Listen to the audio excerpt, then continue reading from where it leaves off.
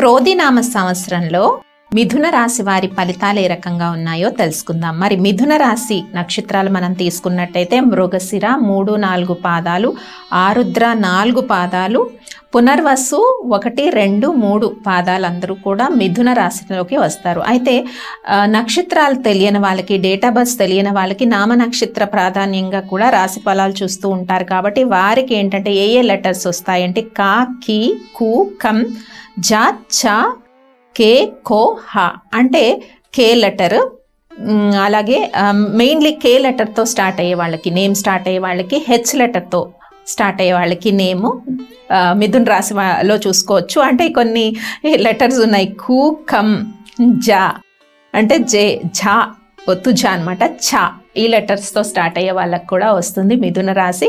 ఆ లెటర్స్ చూసుకోండి. చాలామంది మళ్ళీ అక్క లెటర్స్ ఏంటి, ఏ రాశి అని అడుగుతూ ఉంటారు కాబట్టి నేను ఇది చెప్తున్నాను. అలాగే మరి మిథున రాశి వాళ్ళకి ఈ క్రోధినామ సంవత్సరంలో ఆదాయ వ్యయాలు అనేవి ఎలా ఉన్నాయో తెలుసుకుందాం. ఆదాయం 5, వ్యయం 5, రాజపూజ్యం 3, అవమానం 6. కాబట్టి మిథున రాశి వారికి ఈ క్రోధినామ సంవత్సరం కొంత మిశ్రమమైన ఫలితాలు ఉన్నాయని మనం చెప్పుకోవచ్చు. ముఖ్యంగా ఈ క్రోధినామ సంవత్సరంలో మే మాసం నుంచి మిథున రాశి వారికి కొద్దిగా ఖర్చులు అధికంగా అవుతాయండి. సడన్ ఎక్స్పెన్సెస్, తర్వాత అనవసరమైన ఖర్చులు. ఎందుకంటే ఏప్రిల్ మాసం అనేది మనకి గురు సంచారం అక్కడ మారదు. మే 2వ తారీఖు నుంచి గురు సంచారం మారుతోంది కాబట్టి, గురువు గారు మారుతున్నారు కాబట్టి మే మాసం నుంచి కొద్దిగా ఖర్చులు అధికంగా పెరుగుతాయన్నమాట. మిథున రాశి వారికి ఏప్రిల్ మాసంలో ఖర్చులు అదుపులోనే ఉంటాయి. ఆ విషయాల్లో జాగ్రత్త తీసుకోండి. అయితే ఉద్యోగ ప్రయత్నాలు ఎవరైతే చేస్తున్నారో వాళ్ళకి క్రోధినామ సంవత్సరంలో కొన్ని శుభవార్తలు మిథున రాశి వారికి వచ్చే అవకాశం ఉంది. ఏ ఉద్యోగాలు అయితే మీరు కోరుకుంటున్నారో, సాఫ్ట్వేర్ రంగం కానీ, మార్కెటింగ్ రంగం కానీ, బ్యాంకింగ్ రంగం కానీ, గవర్నమెంట్ లేదా ప్రైవేట్ సంస్థలలో అంటే ఉద్యోగాలు ట్రై చేస్తున్న వాళ్ళందరికీ కూడా అనుకూలత అయితే చక్కగా ఉంది.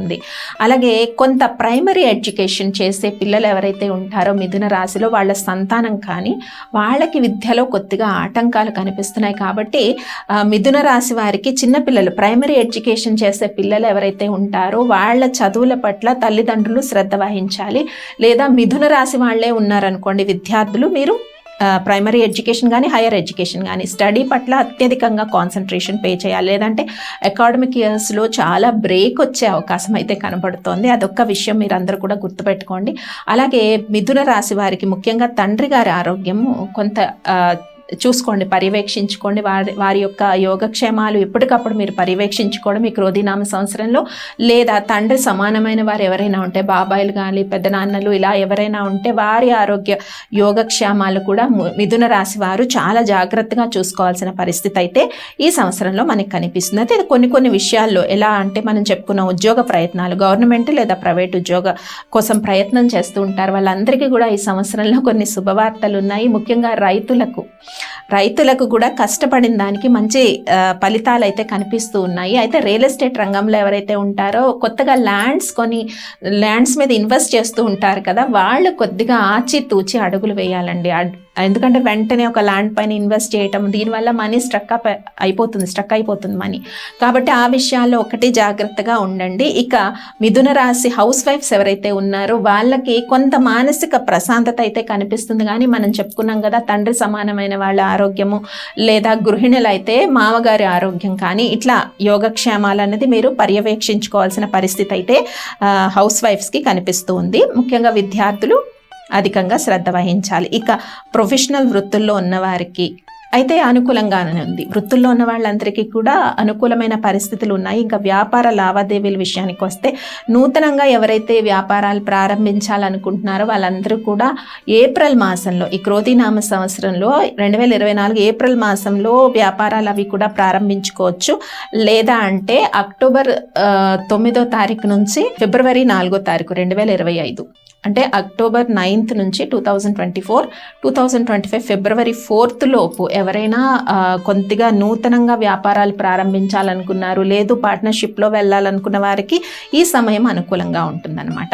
ఆ సమయంలో చేయొచ్చు. అలాగే జూన్ 29వ తారీఖు నుంచి నవంబర్ 15 మధ్యలో కొంత శని వక్రగతిలో ఉంటారు కాబట్టి ఆ సమయంలో కొన్ని విషయాల్లో జాప్యం కానీ పనుల్లో ఆటంకాలు కానీ కనిపిస్తాయి. కాబట్టి ఈ పీరియడ్స్ నోట్ చేసుకోండి. క్రోధినామ సంవత్సరంలో ఆ పీరియడ్స్లో కొద్దిగా జాగ్రత్తగా ఉండాలి మిథున రాశి వారు.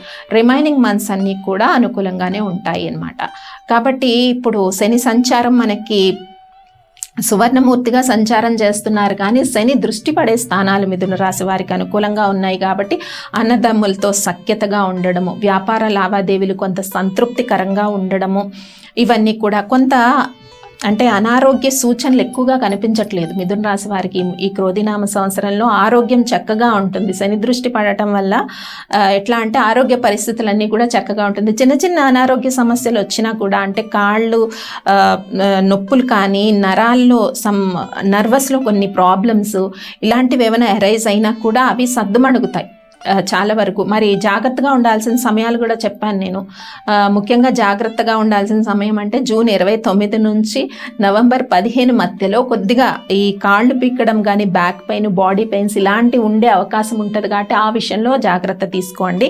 ఇక రైతులకు కూడా సేమ్ ఫలితాలు అప్లై అవుతాయి. అలాగే చిన్న పరిశ్రమలు నడిపే వాళ్ళకి కానీ ఎవరికైనా కూడా అనుకూలంగానే ఉంది ఈ క్రోధినామ సంవత్సరము. అయితే ఏ పీరియడ్స్ నేను చెప్పానో ఆ పీరియడ్స్లో మాత్రం జాగ్రత్త తీసుకోండి. ముఖ్యంగా నేను చెప్పిన పీరియడ్ అయితే జూన్ 29 నుంచి నవంబర్ 15 మధ్యలో. అయితే మనకి అనుకూలంగా అంటే గురువుగారు వక్రించే సమయము కొంత మిథున రాశి వారికి అనుకూలంగా ఉండే సిచ్యువేషన్సే ఉన్నాయి. నవంబర్ 9వ తారీఖు నుంచి ఫిబ్రవరి 4, 2025 ఆ సమయం అనుకూలంగా ఉంది ఇన్వెస్ట్మెంట్స్కి అని కూడా మనం చెప్పుకున్నాము. అయితే చేసుకోవాల్సిన పరిహారాల విషయానికి వస్తే మిథున రాశి వారు ఈ క్రోధినామ సంవత్సరంలో కొంత గోవిందనామాలు, వెంకటేశ్వర అష్టోత్తరము ఇవన్నీ పఠించుకుంటే కొంత మానసిక ప్రశాంతత అంటే వెంకటేశ్వర స్వామి ఆరాధన చేసుకుంటే మానసికంగా చక్కగా ప్రశాంతంగా ఉంటారు మిథున రాశి వారు. ఏది ఏమైనా కొన్ని శుభ ఫలితాలు కోరుకున్న రంగాల్లో ఉద్యోగాలు, విదేశీ ఉద్యోగాలు కానీ ఇవన్నీ కూడా చక్కగా ఉన్నాయి. అలాగే ఎవరైతే మీడియా రంగంలో ఉంటారో ఆ కళాకారులు వీళ్ళకి కూడా కొన్ని నూతన అవకాశాలు ఈ క్రోధినామ సంవత్సరం అంటే ఏప్రిల్ మాసం మనం తీసుకున్నట్టయితే కొన్ని అవకాశాలు, అలాగే అక్టోబర్ మాసము, నవంబరు, డిసెంబర్ మాసంలో, జనవరి, ఫిబ్రవరి ఈ మాసాల్లో కొన్ని నూతన అవకాశాలు ఉద్యోగాల విషయం కావచ్చు, వ్యాపార విషయాలు కావచ్చు, లేదా అంటే గృహ నిర్మాణాల విషయంలో కావచ్చు కొన్ని అనుకూలమైన పరిస్థితులు ఉన్నాయి. కానీ గృహ నిర్మాణాలు కానీ స్థిరాస్తి కొనుక్కునేటప్పుడు కొన్ని పీరియడ్ చెప్పాను. జూన్ 29వ తారీఖు నుంచి నవంబర్ 15 మధ్యలో శనీశ్వరుడు వక్రగతిలో ప్రయాణం చేస్తారు కాబట్టి ఆ సమయం అంత అనుకూలంగా ఉండదు కాబట్టి అక్కడ స్ట్రక్ అయ్యే అవకాశం ఉంటుంది. ఈ జాగ్రత్తలు తీసుకోండి. మరి చేసుకోవాల్సిన పరిహారాలు కూడా వెంకటేశ్వర అష్టోత్తరము, గోవిందనామాలు మిథున రాశి వారు పఠించుకుంటే చక్కటి శుభ ఫలితాలు క్రోధినామ సంవత్సరంలో మిథున రాశి వారికి ఉండబోతున్నాయి. స్వస్తి.